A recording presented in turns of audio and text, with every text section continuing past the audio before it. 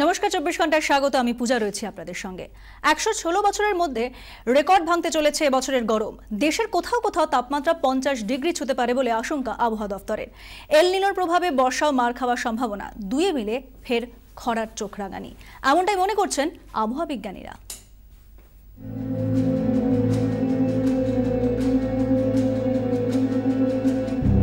না, তাল পাখাতে আরাম মেলা কোনো চান্স নেই। মার্চে পিচ গলছে, চামড়া পুড়ছে, গনগনে আগুন ছেটাচ্ছে সূর্য। রাস্তাঘাট, ট্রেন, বাস, ট্রাম রীতিমতো গলদঘর্ম, ঘামে ভিজে সপসপ করছে শরীর।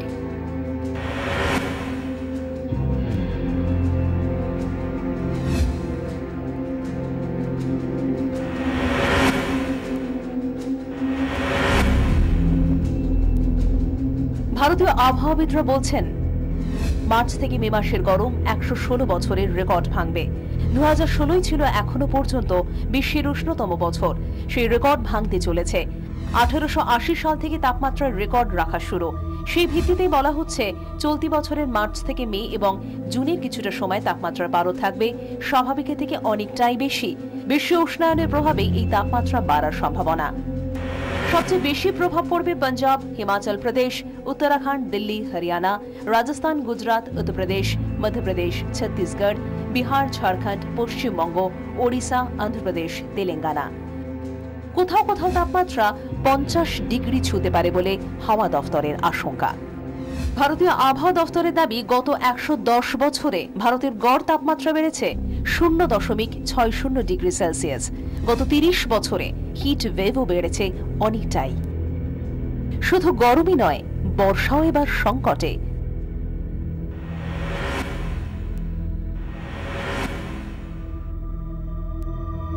প্রশান্ত মহাসাগরের জলতলে তাপমাত্রা অন্তত 3 মাস ধরে স্বাভাবিকের তুলনায় 0.5 ডিগ্রি সেলসিয়াসের ওপরে থাকলে সেই পরিস্থিতিকে বলে এল নিনো। এবছর ফের প্রশান্ত মহাসাগরে উঁকি দিচ্ছে এল নিনো। আবহাওয়াবিদদের দাবি, এই এল নিনোর প্রভাবে দেশের বিস্তীর্ণ এলাকায় বৃষ্টি হওয়ার সম্ভাবনা স্বাভাবিকের চেয়ে অনেকটাই কম, বিশেষ করে উত্তর, উত্তর পশ্চিম, মধ্য, পশ্চিম ও দক্ষিণ ভারতে। তাহলে কি ফের খরার কবলে পড়তে চলেছে দেশ? ফের কি আশঙ্কার মেঘ কৃষির ওপর? একদিকে তীব্র গরম, অন্যদিকে যদি বর্ষায় ঘাটতি দেখা যায়, তাহলে তো সেই আশঙ্কাই সত্যি হতে চলেছে, এমনটাই বলছেন আবহাওয়া বিজ্ঞানীরা। ব্যুরো রিপোর্ট, 24 ঘন্টা। আর এবছর যে গরম যথেষ্ট পড়তে চলেছে তা বোঝা যাচ্ছে মার্চের শেষে গরমের দাপট নিয়ে। আমরা এই বিষয়ে আলোচনা করব। আমি আলাপ করে দেবো আমাদের সঙ্গে স্টুডিও যারা বিশেষজ্ঞরা রয়েছেন আমার সঙ্গে ডক্টর তমাল লাহা, শিশুরোগ বিশেষজ্ঞ, এবং রয়েছেন গ্রুপ ক্যাপ্টেন JK মুখার্জি, আবহাওয়াবিদ। আপনাদের স্বাগত 24 ঘন্টা। এবং রয়েছেন আপনারা, ফোন করতে পারেন, ফোন নাম্বার টিভি স্ক্রিনের উপরেই উঠে যাচ্ছে। আমি প্রথমেই চলে যাব আবহাওয়াবিদ গ্রুপ ক্যাপ্টেন JK মুখার্জির কাছে। যে আমরা দেখালাম যেভাবে গরম দিন দিন বাড়ছে, এটার কারণটা ঠিক কি? গরম কোনো এক জায়গায় যখন পরে, বেশি গরমটা পরে, যেটাকে মেট্রোলজিক্যাল পার্লারে হিট ওয়েভ বলা হয়, তার লোকাল কন্ডিশনস কিছুটা কন্ট্রিবিউট করে অ্যান্ড ওভারঅল গ্লোবাল কন্ডিশনটাও কন্ট্রিবিউট করে। তো লোকাল কন্ডিশনটা হচ্ছে যে হাওয়াটা আসছে, উইন্ড যেটা ব্লো করছে এরিয়াটার উপরে, সেটা যদি গরম হাওয়া হয়, বাংলা কথায় বললে যেটাকে আমরা বলি অ্যাডভেকশন অফ টেম্পারেচার, কোনো গরম জায়গার থেকে, যে জায়গাটা অনেক বেশি টেম্পারেচার, হাই টেম্পারেচার, সেখান থেকে হাওয়াটা বয়ে আসছে। So it carries on with it that high temperature.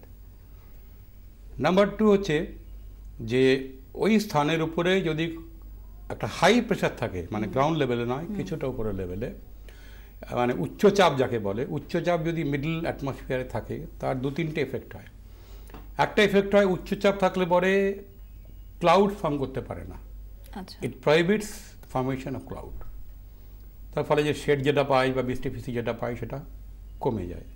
দ্বিতীয়ত হচ্ছে উচ্চচাপ থেকে normally there is a downward blowing winds. যেমন আমরা যখন ফ্যানটা চালাই, এরকম ঘোরে, ফ্যানটা নিচের দিকে হাওয়াটা ছাড়ে, তেমনি উচ্চচাপে হাওয়াটা ঘুরছে অ্যাকচুয়ালি এই ডাইরেকশানে, it is in the anti clockwise rotation, যার ফলে it pushes the down air downwards. যখন নিচে নামে তখন অ্যাডিয়াবেটিক হিটিং বলে একটা প্রসেস আছে, যার ফলে টেম্পারেচারে বাড়তে থাকে।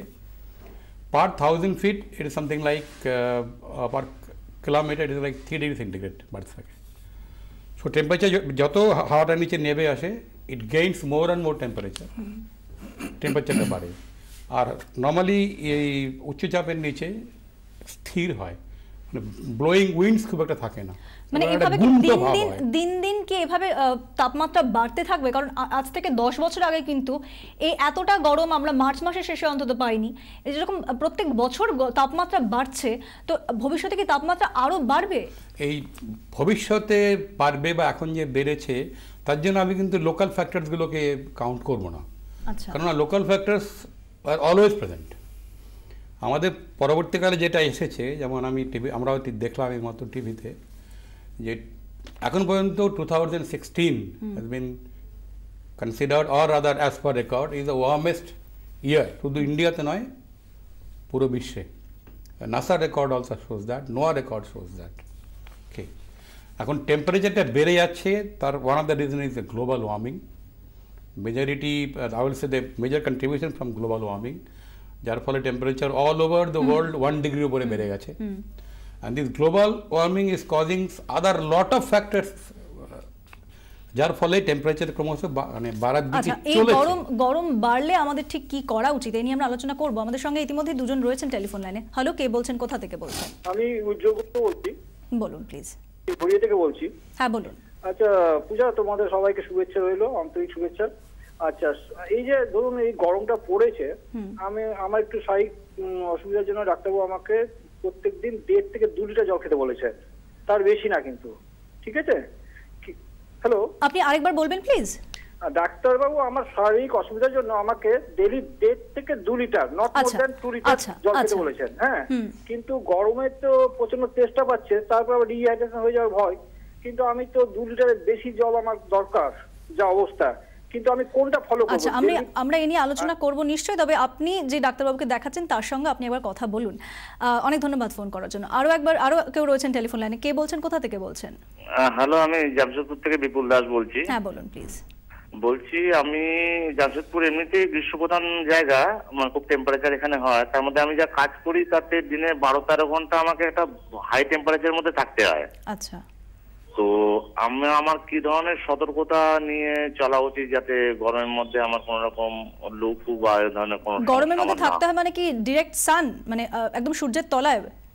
সূর্যের তলায় তো বটেই, আমি মানে ট্রেন চালাই আর কি, সেক্ষেত্রে ইঞ্জিনের টেম্পারেচার আপনি শুনতে থাকুন। ডক্টর লাহা রয়েছেন। ডক্টর লাহা, আমি প্রথমে আসবো শিশুদের জন্য কি করার দরকার, কারণ এই গরমে তাদের তো স্কুল হয়তো 1 মাস ছুটি থাকে, তার বেশি তো নয়। আর তার থেকেও যারা ছোট, এই গরমে তারা কি করবে, মানে বাবা মায়েরা কি করবে?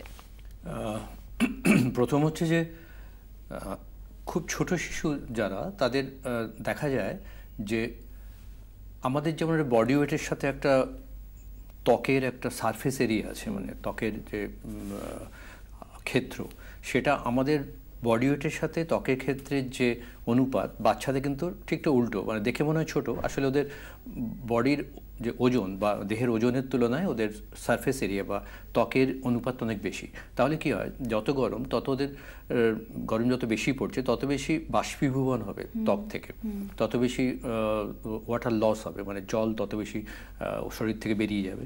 সেক্ষেত্রে আমাদের একটা সবসময় ধারণা থাকে যে বাচ্চা মানে খুব মুড়ে রাখতে হবে, সবসময় একটা তাকে আরও বেশি প্রোটেকশন দিয়ে অনেক গরমের মধ্যে রাখতে হবে, সেটা সবসময় ঠিক নয়। কারণ দেখা যায় অনেক সময় যে ওভার হিটিং, ওভার ড্রেসিং, মানে অনেক বেশি জামাকাপড় পরিয়ে রাখা, অনেক বেশি গরমে রাখার জন্য অনেক বেশি ডিহাইড্রেশন হয় বাচ্চাদের। সেক্ষেত্রে একটা কমফোর্টেবল, মানে একটা স্বাভাবিক এবং যাতে আরামদায়ক একটা পরিবেশের মধ্যে রাখা উচিত। সবার বাড়িতে তো এসি থাকবে এমন কথা নেই, বা আমাদের দেশে সম্ভব নয়।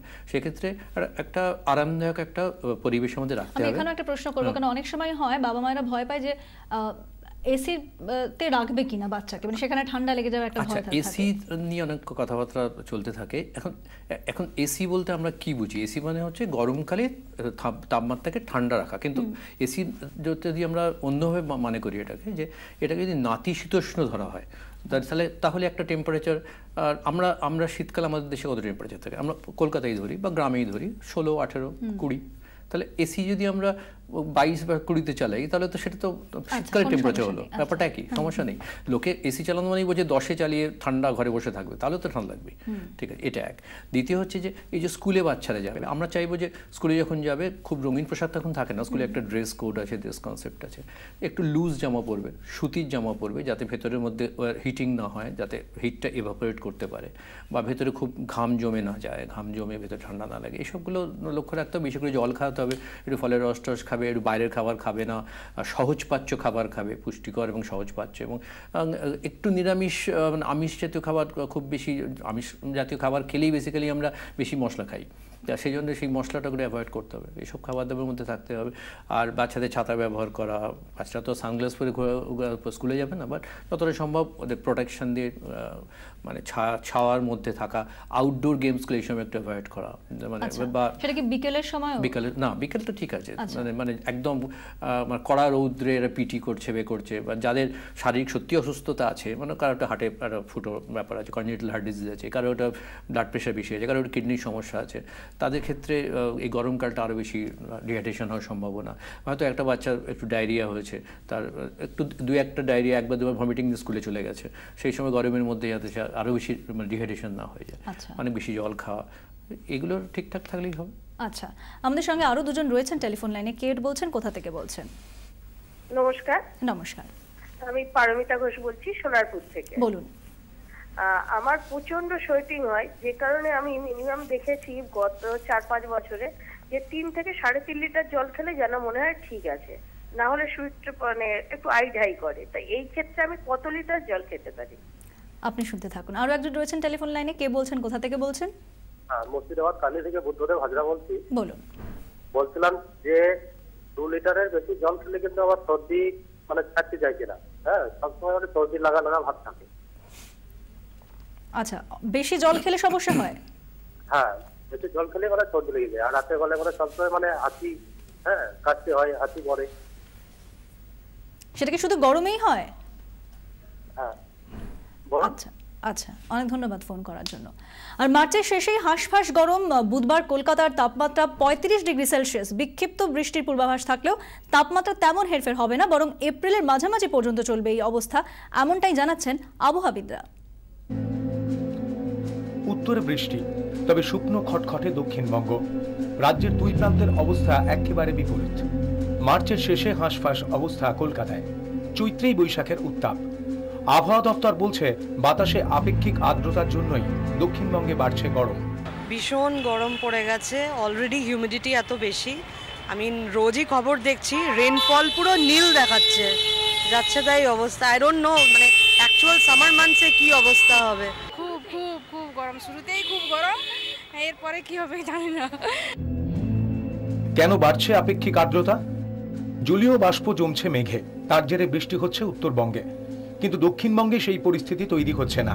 তার ফলে জলীয় বাষ্প ফিরছে আর্দ্রতায়, সে কারণেই হাঁসফাঁস গরম। 60 এবং 90 এর মাঝামাঝি থাকছে সারা দিনে, তো দিনের বেলায় এর জন্য অস্বস্তিকর ভাবটা মনে হচ্ছে। উত্তরবঙ্গে তো স্বাভাবিক থেকে কমই আছে, তবে বৃষ্টি হতে এটা জেলা বা রিজন ভিত্তিক বা অঞ্চল ভিত্তিক নির্ভর করে। গত কয়েকদিনে কলকাতায় তাপমাত্রার পারদ চড়েছে। মার্চে যা তাপমাত্রা থাকে সেই অনুযায়ী স্বাভাবিকের তুলনায় বেড়েছে প্রায় 2 ডিগ্রি। সেভাবে কালবৈশাখী আছড়ে না পড়লে এই পরিস্থিতি থেকে ছাড় মিলছে না, তেমনই মনে করছেন আবহাওয়াবিদরা। তো দক্ষিণবঙ্গে জলীয় বাষ্প নিম্নভাগে আছে, কিন্তু মেঘের সঞ্চারও হচ্ছে, কিন্তু তেমন প্রকোপভাবে না হওয়ার জন্য বৃষ্টিপাত কলকাতা বা তার পার্শ্ববর্তী বলে আমরা উপলব্ধি করিনি। তবে আগামী 3-4 দিন পরে হয়তো হতেও পারে। তবে 2-1 দিনের মধ্যে দক্ষিণবঙ্গে বিক্ষিপ্ত কিছু বৃষ্টির পূর্বাভাস দিচ্ছে আবহাওয়া দফতর। তাতে তাপমাত্রার যে খুব একটা হেরফের হবে এমন কোনো সম্ভাবনার কথা অবশ্য শোনা যাচ্ছে না, বরং এপ্রিলের মাঝামাঝি পর্যন্ত এই অবস্থা চলতে পারে বলেই জানাচ্ছে আবহাওয়া দফতর। 24 ঘন্টার জন্য ক্যামেরায় সুনীল মুন্দ্রার সঙ্গে সোমা দাসের রিপোর্ট, কলকাতা।